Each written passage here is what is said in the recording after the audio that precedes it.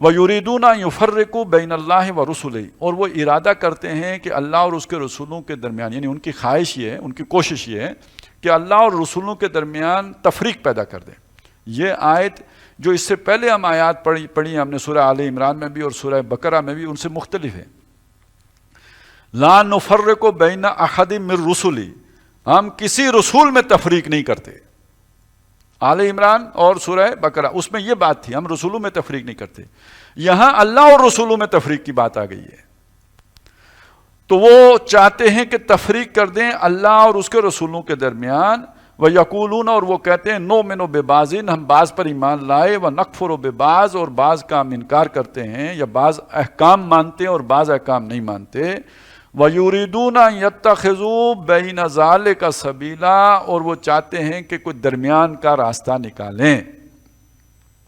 اب سمجھیے اس بات کو، ایک طرف اسلام ہے، اس کے اصول ہیں، اور دوسری طرف کفر ہے، اور اس کا اپنا طریقہ ہے، اسلام کا اپنا طریقہ ہے، اس کی اپنی تہذیب ہے، ان کی اپنی تہذیب ہے، اور اس کا آپس میں ہے ٹکراؤ، کلیش آف سویلائزیشن، اور یہ فرکشن اور اس سے تصادم اور اس سے جنگ اور جدال یہ ہو رہا ہے، اور یہ ساری اس کے نتیجے میں معاشرے کا امن غارت ہو گیا ہے۔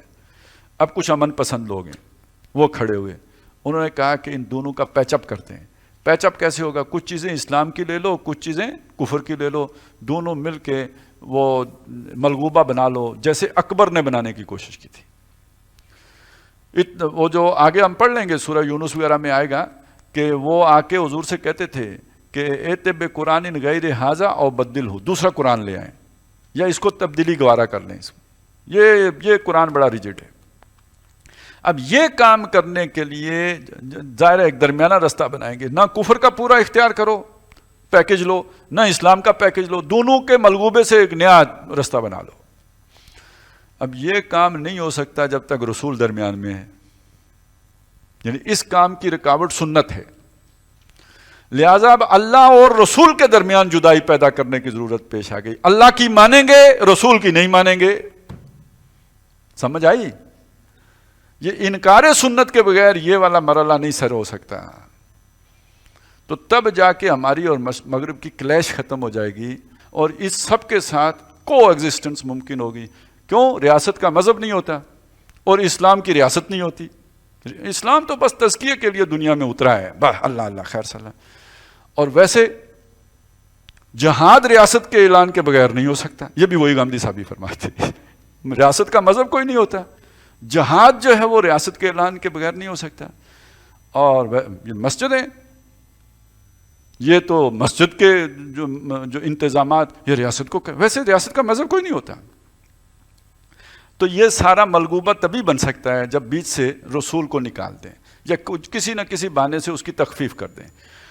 تو اب دوبارہ پڑھ لیجئے، یہ اصلاً اگرچہ کہ اوپر جو بھی چھلڑی چڑھی ہوئی ہو، اندر خانے یہ بھی وہی چیز ہے، یہ اللہ رسول دونوں کا پھر انکار ہے۔